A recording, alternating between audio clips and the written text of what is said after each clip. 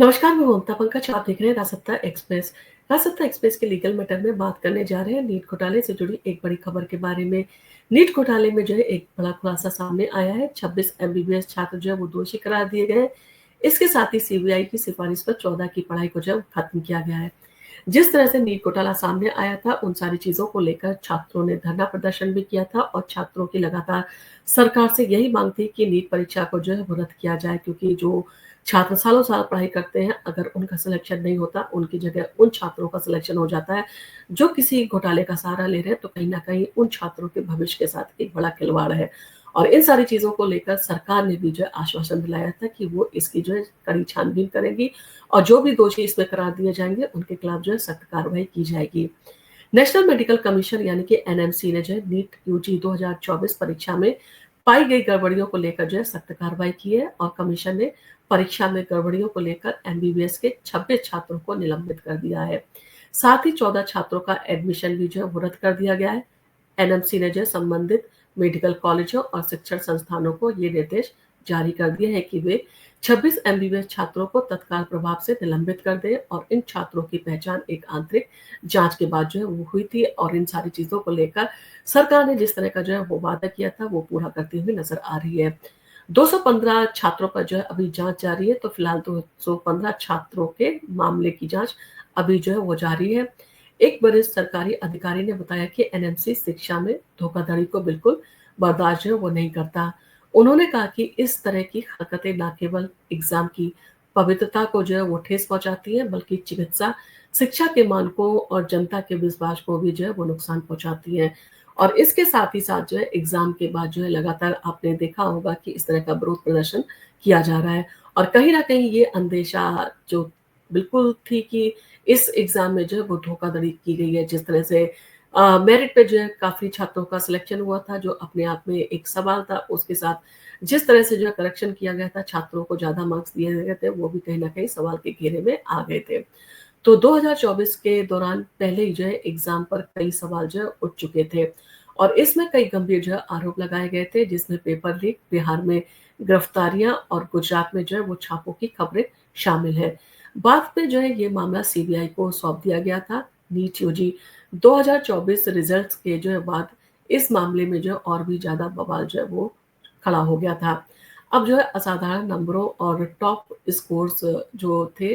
यानी कि जितने जो टॉपर्स थे उनको जो है कहा जा सकता है कि उनको जिस तरह से नंबर दिए गए थे, जिस तरह से कॉपियाँ उनकी चेक की गई थी, वो कहीं न कहीं इन सारी चीज़ों के चलते शंका के दायरे में आ चुके थे और उनके जो है स्कोर संख्या पर जो है सवाल उठ रहे थे और इससे जो है देश भर में विरोध और कोर्ट केस और पुनः एग्ज़ाम की जो है माँगें तेज हो गई थी। और जिस तरह से जो आपने देखा होगा, काफ़ी याचिकाएँ भी सुप्रीम कोर्ट में फाइल की गई थी और इन सारी चीज़ों को लेकर जो छात्र थे उनकी लगातार यही जो है माँग थी कि इस परीक्षा को जो है वो रद्द किया जाए।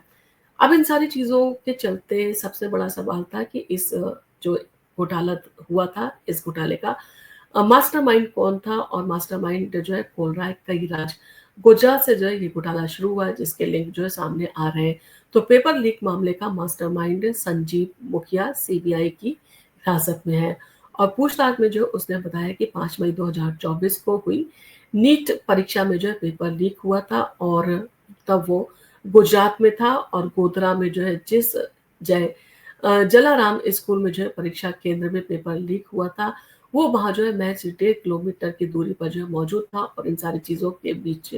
वो जो है सारी चीज़ों को जो है वो अ, उन सारी चीज़ों के साथ में संपर्क में था और लगातार जो है वो अपडेट देता रहा था। तो इन सारी चीज़ों के चलते उसने ये चीज़ को स्वीकार किया कि उसने घोटाले को अंजाम जो है वो दिया था। अब इन सारी चीज़ों के चलते जिस तरह से सरकार ने दावा किया है कि जो भी घोटाले में ज़िम्मेदार होंगे उनके खिलाफ सख्त से सख्त जो है वो कार्रवाई की जाएगी। अब जिस तरह से लोग जो है वो गिरफ्तार होने लगे, लोग जो है पकड़े जाने लगे हैं और सीबीआई लगातार इन सारी चीज़ों के ऊपर जाँच कर रही है, तो उम्मीद है कि इसमें जो है जो भी इसका मास्टरमाइंड होगा और जहाँ भी इसके तार जो है वो जुड़े होंगे, उन सारी चीज़ों को एक्सपोज़ करते हुए सरकार उन सभी को गिरफ्तार करेगी, क्योंकि पेपर लीक का मामला एक गंभीर मामला है और इन सारी चीज़ों के चलते सरकार की विश्वसनीयता पे भी जो है सवाल उठते हैं और इसके साथ-साथ परीक्षा की विश्वसनीयता पे भी जो है सवाल उठते हैं, क्योंकि छात्रों के भविष्य से संबंधित ये मुद्दा है और अगर इस तरह की जो है वो घोटाले होते हैं और पेपर लीक होते हैं, तो कहीं न कहीं छात्रों का भविष्य अधर में लटक सकता है। और इन सारी चीज़ों को लेकर जो है वो लोग भी काफ़ी चिंतित हैं, यानी कि अभिभावक भी काफ़ी चिंतित हैं, क्योंकि मेडिकल एक ऐसी फ़ील्ड है जिसको लेकर जो है वो लगातार अभिभावक भी जो है काफ़ी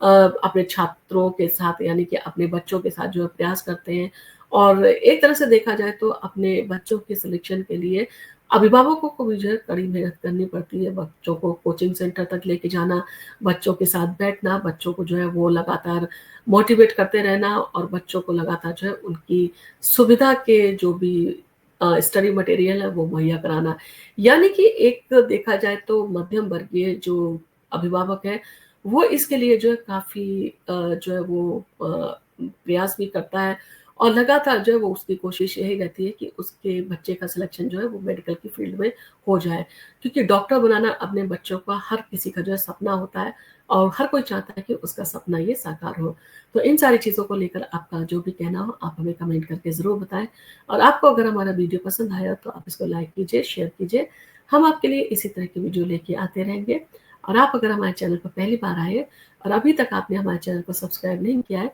तो हमारे चैनल को सब्सक्राइब करना ना भूलें।